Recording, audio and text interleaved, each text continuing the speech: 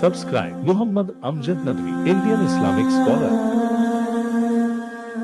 أعوذ بالله من الشيطان الرجيم بسم الله الرحمن الرحيم واذكر عبادنا إبراهيم وإسحاق ويعقوب أولي الأيدي والأبصار إنا أخلصناهم بخالصة ذكر الدار وإنهم عندنا لمن المصطفين الأخيار واذكر إسماعيل واليسع وذا الكفل وكل من الأخيار هذا ذكر وإن للمتقين لحسن مآب جنات عدن مفتحة لهم الأبواب متكئين فيها يدعون فيها بفاكهة كثيرة وشراب وعندهم قاصرات الطرف أتراب هذا ما توعدون ليوم الحساب إن هذا لرزقنا ما له من نفاد.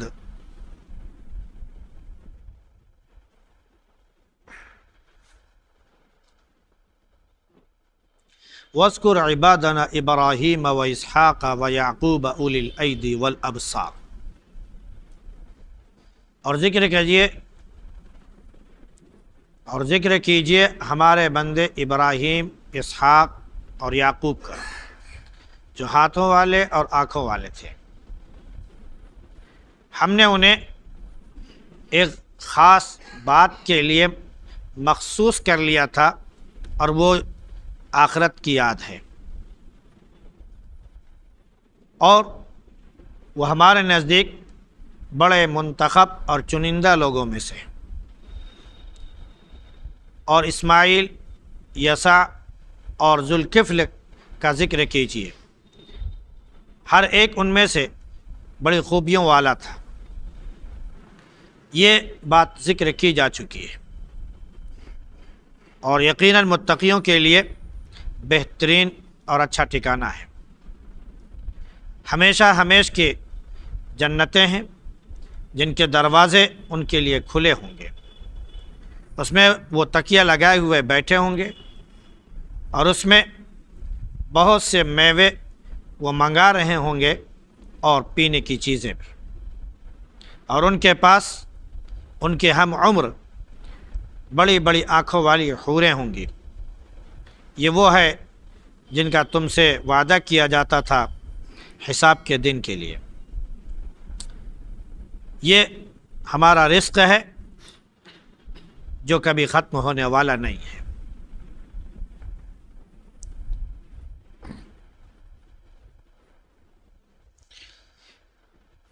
کل کے درس میں اس بات کا ذکر تھا کہ حضرت ایوب علیہ السلام جو ایک بڑے صبر کرنے والے اور آزمائش میں کھرے اترنے والے نبی تھے۔ اللہ رب العزت نے حضرت ایوب علیہ السلام کا ذکر کیا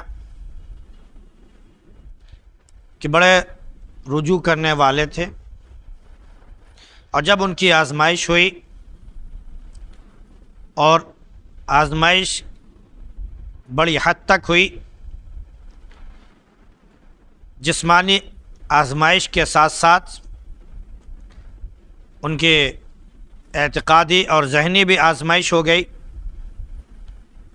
ان کی بیوی کے ذریعے سے، تو انہوں نے کہا کہ پروردگار، مجھے شیطان نے تکلیف اور ایذا پہنچا دی ہے۔ اللہ رب العزت نے حکم دیا پاؤں زمین پر مارنے کا، چنانچہ انہوں نے پاؤں مارا یا ایڑی رگڑی تو اس سے ایک صاف و شفاف پانی کا چشمہ ابل پڑا، جو پینے کے لیے بھی تھا اور غسل کے لیے بھی تھا، جو بڑا ٹھنڈا تھا۔ اللہ رب العزت نے اس کے ذریعے ان کی جسمانی بھی یعنی بدنی بیماری بھی اور پینے کی وجہ سے اندرونی بیماری بھی دور فرما دی۔ چونکہ آزمائش میں پورے اترے تھے تو اللہ رب العزت نے جو کچھ ان کا ختم ہو گیا تھا، مال، اسباب اور ساتھ میں آل اولاد، تو اللہ رب العزت نے ان کو انہی کے مثل مزید عطا کر دیا، یعنی جتنی دولت تھی اس کے دگنا، جتنی اولاد تھی اس کے دگنا، یا ان اولاد کے ساتھ اسی کے مثل مزید اولاد عطا ہو گئی۔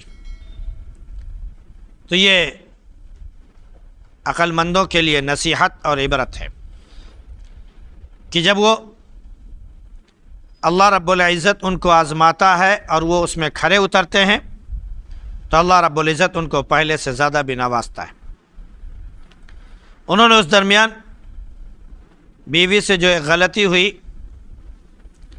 اس کی وجہ سے کہا کہ ہم 100 ڈنڈے ماریں گے، اللہ رب العزت نے اس کو 100 سیکوں میں تبدیل کر دیا تاکہ قسم بھی پوری ہو جائے، اور جو بیوی صبر کرنے والی، خدمت کرنے والی تھی، اس کو گزن بھی نہ پہنچے۔ اللہ نے فرمایا کہ وہ بڑے صبر کرنے والے بندے تھے، بڑے نیک تھے اور اللہ سے رجوع کرنے والے تھے۔ اب اس کے بعد بہت سے انبیاء علیہ الصلاۃ والسلام کا ذکر کیا جا رہا ہے۔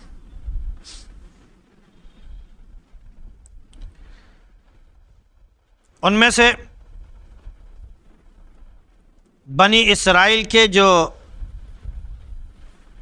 آبا و اجداد میں سے تھے، اور بنی اسرائیل کے شروعات یوں کہہ لیجئے کہ حضرت یعقوب علیہ السلام کے جو بیٹے تھے یہودا، ان سے یہ یہودی کہلائے، اور وہیں سے گویا کہ بنی اسرائیل کی شروعات ہوئی، کیونکہ یعقوب علیہ السلام جو تھے ان کا ایک دوسرا نام جو تھا وہ اسرائیل تھا، لہذا یعقوب علیہ السلام کے 12 بیٹے، ان سے جو نسل چلی وہ سب بنی اسرائیل کہلائے۔ یعقوب علیہ السلام دادا، ان کے والد اسحاق علیہ السلام پردادا، ان کے والد حضرت ابراہیم علیہ السلام وہ پردادا کے اوپر، جس کو ہم سکڑ دادا یا لکڑ دادا کہتے ہیں۔ تو گویا کہ بنی اسرائیل کی آغاز اگر دیکھا جائے یا ان کے آبا و اجداد میں اگر دیکھا جائے تو حضرت ابراہیم علیہ السلام یہ اولین شخص تھے، ان کے اولین فرد تھے، باپ تھے۔ جیسے کہ قریش پورا اور عرب جو ہے ان کے بھی حضرت ابراہیم علیہ السلام اولین باپ ہیں، کیونکہ ادھر حضرت اسماعیل علیہ السلام تھے، اور اس کے بعد پھر ان کی نسل چلی یہاں تک کہ آخر میں نبی کریم صلی اللہ علیہ وسلم نبی ہوئے، تو دونوں طرف سے وہ اولین ہوتے ہیں اور وہ دادا بن جاتے ہیں۔ تو اللہ رب العزت نے فرمایا کہ یاد کرو ہمارے بندے ابراہیم اور اسحاق کو اور یعقوب کو، یہ ہاتھوں والے بھی تھے اور آنکھوں والے بھی تھے۔ یہاں پر ہاتھوں والے اور آنکھوں والے سے یہ مراد نہیں کہ ان کے 2 ہاتھ تھے اور 2 آنکھ تھی، تو سب کے بھی، آپ کے بھی ہے، ہمارے بھی ہے۔ اس اعتبار سے یہ کوئی خصوصیت کا درجہ نہیں رکھتا ہے۔ خصوصیت کے ساتھ جو اللہ رب العزت نے ذکر کیا کہ اولی الایدی والابصار، مراد یہ ہے کہ وہ ہاتھوں کے ذریعے جو نیکی کی جاتی ہے، جو احسان کیا جاتا ہے، جو بھلائی کی جاتی ہے، اس میں وہ بہت ممتاز تھے، سب سے اوپر تھے، اس لیے کہا۔ اور نگاہ کے ذریعے اللہ رب العزت کی پہچان کرنے والے تھے، اللہ کی معرفت حاصل کرنے والے تھے۔ دنیا کی تمام دولت دیکھ کر، تمام نعمتوں کو دیکھ کر اللہ رب العزت کی قدرت کو اور اس کے مظہر کو پہچاننے والے تھے اور اللہ کے گن گانے والے تھے، اس لیے ان کو کہا اولی الایدی والابصار، یعنی نہایت سمجھدار، ہوش مند اور عقل مند تھے، کہ انہوں نے دنیا سے محبت نہیں کی، محبت کی تو دنیا کے پیدا کرنے والے سے، یعنی اللہ رب العزت سے، اور اسی سے اپنا لو لگایا، اسی سے تعلق قائم رکھا، اس لیے خصوصیت کے ساتھ ذکر کیا اولی الایدی والابصار۔ اللہ کے نبی صلی اللہ علیہ وسلم نے ایک موقع پر ہاتھ کی تعریف فرمائی، فرمایا کہ الید العلیٰ خیر من الید السفلیٰ، اوپر والا ہاتھ نیچے والے ہاتھ سے بہتر ہے۔ تو کیا اس کا مطلب یہ کہ ہم نے اوپر ہاتھ کر دیا تو ہمارا بہتر ہو گیا، آپ نے نیچے کر دیا تو آپ کا خراب ہو گیا؟ یہ مراد نہیں۔ مراد کیا ہے کہ اوپر والا ہاتھ مراد یہ ہے کہ جو شخص اللہ کی راہ میں خرچ کرتا ہے، نیکی کرتا ہے، کسی کی ضرورت پوری کرتا ہے، کسی غریب کے ساتھ کوئی نیکی اور بھلائی کرتا ہے اور اس کو کچھ دیتا ہے، تو دینے والے کا ہاتھ کیا ہوتا ہے؟ اوپر ہوتا ہے، اور لینے والے کا ہاتھ کیا ہوتا ہے؟ نیچے ہوتا ہے۔ تو اللہ کے نبی صلی اللہ علیہ وسلم نے یہ فرمایا کہ اوپر والا ہاتھ نیچے والے ہاتھ سے بہتر ہے۔ مراد یہ ہے کہ اللہ کی راہ میں خرچ کرنے والا جو ہاتھ ہے وہ جو لینے والا جو ہاتھ ہے اس سے بہتر ہے۔ تو اولی الایدی والابصار سے مراد یہی ہے کہ آنکھوں کے ذریعے جو حفاظت ہو سکتی ہے اور اللہ کی جو معرفت ہو سکتی ہے، برائیوں سے جو بچا جا سکتا ہے، وہ تمام کام کرنے والے، تمام بھلائیوں میں شریک ہونے والے اور لپکنے والے یہ حضرات تھے جو ہمارے آبا و اجداد میں سے، انبیاء علیہ السلام میں سے ہے، اور جلیل قدر نبیوں میں سے ہے، حضرت ابراہیم علیہ السلام، اسماعیل علیہ السلام اور حضرت یعقوب علیہ السلام۔ اللہ نے فرمایا کہ ہم نے ان کو ایک بات کے لیے منتخب کر لیا تھا، خاص کر لیا تھا، اور وہ کیا تھا؟ وہ آخرت کی یاد ہے۔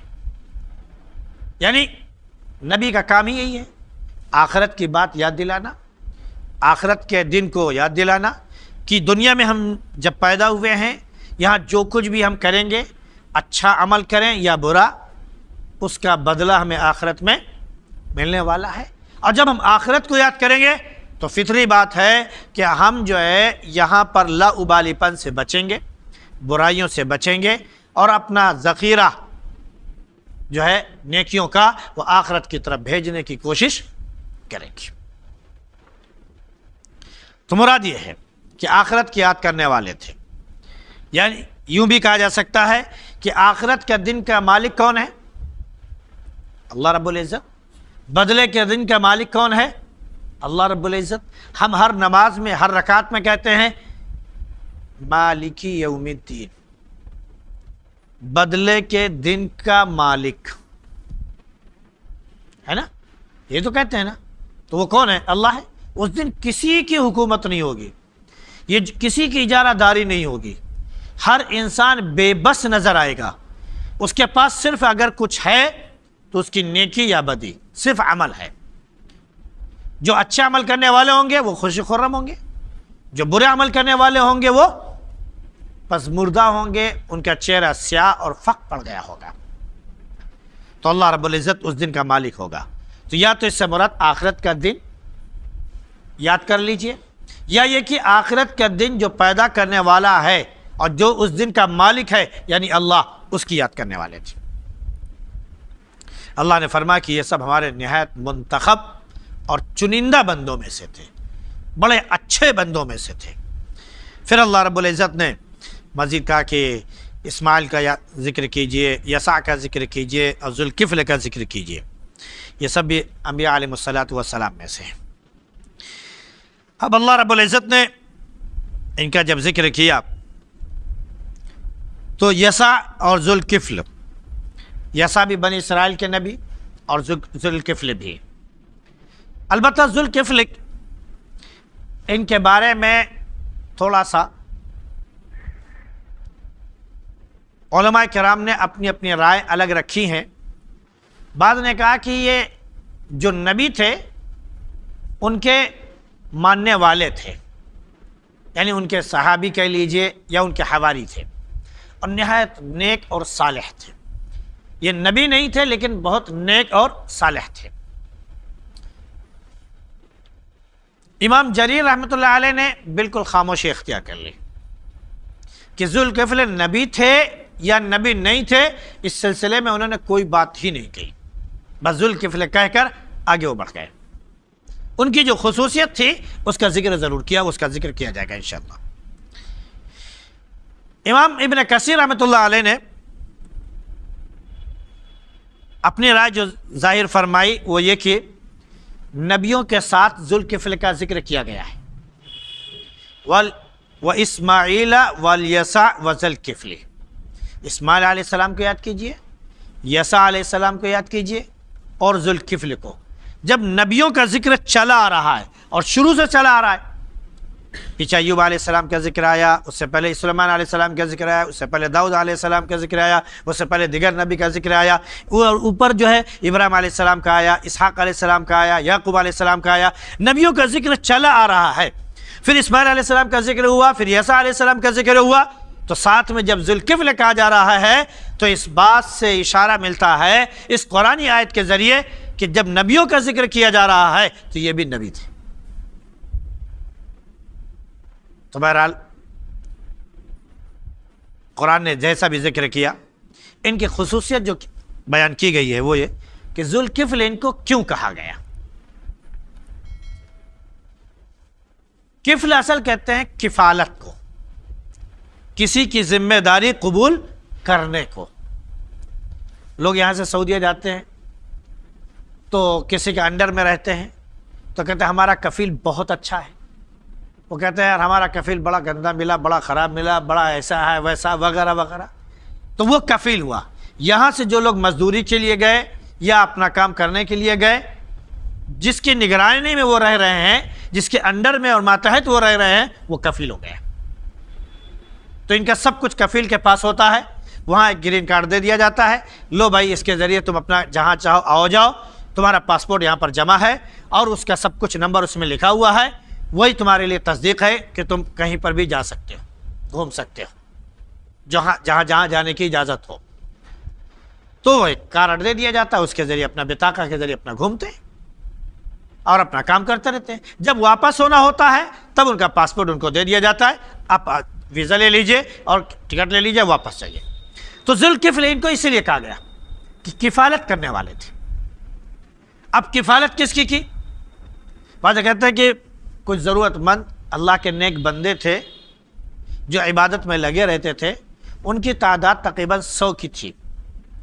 تو ان کے پاس اتنا وقت نہیں ہوتا تھا کہ وہ اپنا کما سکیں یا اپنی ضرورت کے لیے کچھ محنت کر سکیں، وہ ذکر میں ہی لگے رہتے تھے.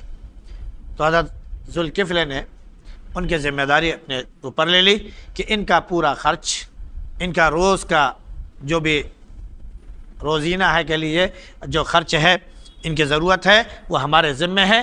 ان کے کھانے پینے کا اور تمام چیزوں کا نظم و نسق ہماری طرف سے ہوگا. تو گویا کہ 100 لوگوں کی ذمہ داری انہوں نے اپنے اوپر لے لی تھی. بعض کہتے ہیں کہ ایک شخص تھے جو بہت زاہد، بہت عابد، بہت تقوی والے تھے، اور وہ ہمیشہ روز آنا کم از کم 100 بار نماز پڑھتے تھے.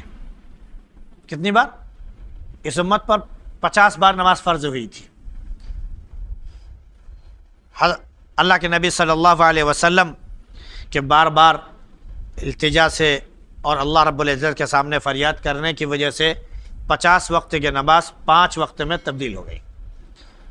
پھر 5 وقت کی جب نماز فرض ہو گئی اور آپ نے اس کو قبول فرما لیا تو اللہ نے فرمایا کہ جو بندہ 5 وقت کی نماز پڑھے گا اس کو ہم 50 وقت کا ثواب دیں گے، ہر ایک نیکی کے بدلے 10 نیکی. تو 5 دامہ 50، 5 وقت کی نماز پڑھو، 50 وقت کی نماز کا ثواب لو. وہ تھے 100 وقت کی نماز پڑھتے تھے، 100 بار نماز پڑھا کرتے تھے. تو جو آدمی 100 بار نماز پڑھ رہا ہے تو فطری بات ہے کہ اب اس کو دنیا کے کام کاج کے لیے، اپنے ضرورت کے لیے محنت کرنے کے لیے اس کے پاس وقت نہیں بچے گا. تو حضرت ذوالکفل نے ان کی کفالت کر لی، اس لیے ان کا نام ذوالکفل پڑ گیا. اللہ نے فرمایا کہ یہ سب نصیحت ہے اور ذکر کر دیا گیا ہے، اور متقی جتنے بھی ہیں ان کے لیے بہترین انجام ہے، اور ان کے لیے ہمیشہ ہمیشہ کی جنتیں ہیں جن کے دروازے ان کے لیے کھلے ہوں گے. اس میں ہمیں ٹیک لگائے ہوئے بیٹھے ہوں گے اور کھانے پینے کی اشیاء اور چیزیں وہ منگا رہے ہوں گے. میوے میں سے کیلا ہے، سیب ہے، سنترا ہے، انار ہے، انگور ہے، جو بھی پھل جنت میں انسان کو میسر ہو، اور وہ لازوال نعمت ہوگی، نہ ختم ہونے والی نعمت.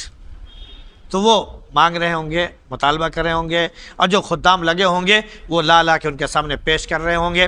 اور پینے کی چیزیں، چاہے وہ شہد ہو، چاہے وہ دودھ ہو، چاہے وہ کیا بولتے ہیں کہ شراب ہو، یا جو چیز بھی وہاں کی چیزیں جو پینے کی چیزیں ہیں، تو وہ ساری چیزیں پینے کی ان کو مل رہی ہوں گی اور وہ مانگ رہے ہوں گے اور ان کے پاس وہ چیز آ رہی ہوگی.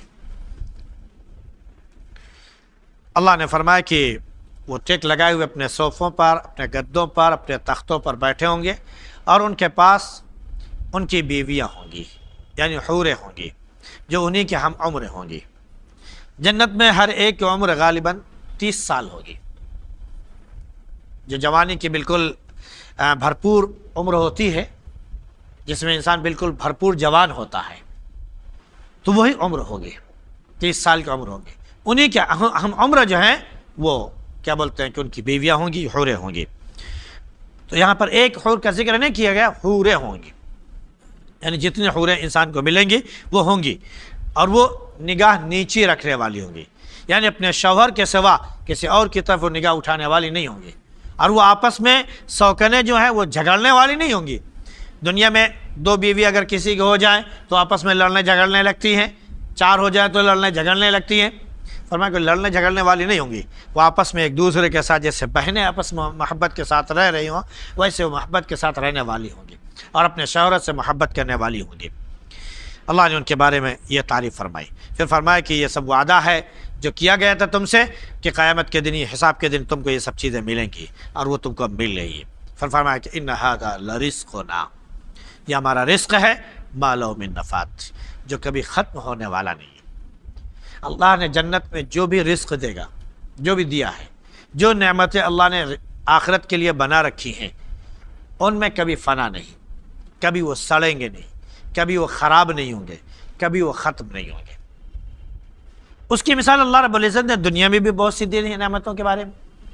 مثال کے طور پر اللہ نے یہ مٹی بنائی ہے نا، ہم اس مٹی سے نہ جانے کیا کیا استعمال کرتے ہیں، کیا کیا چیزیں بناتے ہیں، لیکن کیا مٹی کبھی ختم ہوئی؟ ہم نے پتھر بنایا، ہم نے گھر بنایا، اینٹیں بنائی، سیمنٹ بنایا، وغیرہ وغیرہ ساری چیزیں بنائی، لیکن ایک دن ہوتا ہے کہ اس میں لونا لگتا ہے، دھیرے دھیرے کر کے وہ پھر مٹی بن جاتا ہے تو مٹی ختم نہیں ہوتی، چاہے جتنا استعمال کرو۔ پانی اللہ رب العزت نے بنایا ہے، کم از کم پوری دنیا میں 6-7 ارب آبادی ہوگی، اس سے کم تو نہیں ہے، کم از کم 6-7 ارب آبادی ہوگی پوری دنیا میں۔ 6-7 ارب مل کر ایک قطرہ پانی بھی ختم نہیں کر پائے۔ ایک قطرہ پانی، مطلب ایک قطرہ جو ٹپک جاتا ہے نا، اتنا بھی کوئی ختم نہیں کر پایا۔ اب اندازہ کر لیجیے، ہم کھانا کھاتے ہیں، کھانے میں پانی ڈالا جاتا ہے پکانے کے لیے، اس میں جا کے مل جاتا ہے، ہمارے پیٹ میں جاتا ہے، پیٹ سے پھر باہر آ جاتا ہے۔ ہم پانی پیتے ہیں، ہمارے جسم میں پانی موجود ہے، پسینے کے ذریعے، پیشاب کے ذریعے، پھر وہ باہر آ جاتا ہے۔ آتا ہے یا نہیں آتا ہے؟ تو جو پانی ہم ختم کرتے ہیں، اللہ رب العزت نے اس کا ایسا نظام بنایا ہے کہ وہ پھر وہ باہر آ جاتا ہے اور زمین میں پھر پہنچ جاتا ہے، پھر وہ ہوا کے ذریعے اور دھوپ کے ذریعے وہ اوپر پہنچتا ہے، بالکل فریش اور صاف اور شفاف ہو کر، اوپر سے فلٹر ہو کر بارش کی شکل میں پھر ہمارے پاس آ جاتا ہے، پھر ہم پیتے ہیں۔ تو پوری دنیا کے لوگ مل کر، انسان اور جنات اور تمام مخلوق جو پانی پیتے ہیں یا کھاتے ہیں، اللہ رب العزت کی چیز ختم نہیں کر پائے۔ اللہ نے دھوپ بنائی ہے، دھوپ کا استعمال کتنی چیزوں میں ہوتا ہے، ہم شاید شمار کرنا چاہے تو نہ کر پائیں، لیکن کیا آج تک کوئی دھوپ کی ذرا سی بھی مقدار ختم کر پایا؟ ہوا ہر آدمی کو ضرورت ہے، ہر جاندار مخلوق کو اس کی ضرورت ہے، ہر وقت ہم سانس لیتے ہیں، نہ جانے کتنا اپنے اندر کرتے ہیں اور پھر سانس باہر نکالتے ہیں۔ کیا آپ میں سے کوئی بتا سکتا ہے کہ ایک ذرہ برابر بھی ہوا کی مقدار وہ ختم کر پایا؟ نہیں کر پایا۔ دنیا میں اللہ نے جو ایسی عام نعمتیں بنا رکھی ہیں، اس کا خاتمہ نہیں ہے، تو جنت میں جو لا زوال ہے، جس کا خاتمہ ہی نہیں وہاں پر، کیا اس کی نعمت کبھی ختم ہو جائے گی؟ وہاں تو وہ چیز باقی رہنے والی چیز آپ کو کھلم کھلا دکھائی پڑے گی۔ یہاں تو لگتا ہے کہ وہ چیز ختم ہو گئی، بھائی ہم نے کھیتی کی، کھیتی سے چیز پیداوار ہوئی، اناج پیدا ہوا، غلہ پیدا ہوا، ہم نے گھر میں اس کو رکھ لیا، کھانا شروع کر دیا، ایک دن وہ ختم ہو گیا، لیکن پھر کھیتی ہو گئی، پھر ہمارے پاس آ گیا، تو ایسا لگتا ہے کہ ایک چیز ہم نے ختم کر دی۔ وہاں وہ چیز جو کھانے والی چیز ہے وہ بھی نہیں ختم کر پائیں گے۔ مثال کے طور پر آپ کو سیب کھانے کا جی چاہا تو سیب کا درخت آپ کے سامنے بالکل ہوگا، لا مقطوع ولا ممنوع، نہ سیب ٹوٹا ہوا ہوگا، نہ کٹا ہوا ہوگا، نہ پھٹا ہوا ہوگا، نہ اس میں کوئی گاسا لگا مطلب وہ داغ دھبا لگا ہوگا، بالکل فریش ہوگا، لا ممنوعہ، آپ کے لیے ممانعت بھی نہیں ہوگی کہ آپ کو روک دیا جائے۔ آپ کا دل چاہا اس کی ڈالی، جس پھل کو کھانے کا جی چاہا اس کی ڈالی بالکل آپ کے منہ کے پاس آ جائے گی، آپ جتنا چاہو کھا لو، اور جیسی آپ کھائیں گے اور آپ کا جی بھر گیا کہ اب نہیں ضرورت ہے، وہ ڈالی اپنی جگہ پہنچ جائے گی اور وہ سیب جیسے تھا ویسے پھر شکل اختیار کر لے گا۔ ایک ہرن آپ کے سامنے بھاگتا ہوا گیا، آپ کا جی چاہا کہ اس کا گوشت چاہیے ہم کو، ہرن پکایا بھنا ہوا آپ کے سامنے آئے گا، آپ نے کھایا، آپ کے سامنے پھر وہ ہرن بنے گا رفو چکر، تو وہ آپ کی آنکھوں کے سامنے نظر آئے گا۔ یہاں ہم تو کمپیوٹر پر دیکھتے ہیں کہ یہ چیز دیکھو ایسی تھی، دھڑام سے یہ ہو گئی، اور اس کو یوں کیا پھر یوں ہو گیا۔ کمپیوٹر پہ ہم دیکھتے ہیں اس کو، ہم اپنے آنکھوں سے اس کو دیکھتے ہیں اور اپنے ہاتھوں سے اس کو بناتے ہیں، اور وہ چیز ختم ہوتی ہے پھر وجود میں آتی ہے، وہاں تو حقیقت میں وہ چیز نظر آئے گی۔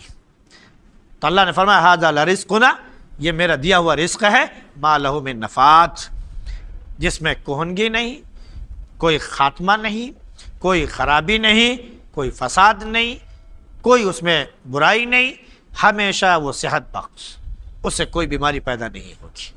اللہ رب العزت ہم سب کو جنت سے سرفراز فرمائے اور اس کی تمام لازوال نعمتوں سے اللہ ہم سب کو مالا مال فرمائے۔ سبحان اللہ بحمدہ، سبحانک اللہم وبحمدک، ونشہد ان لا الہ الا انت نستغفرک ونتوب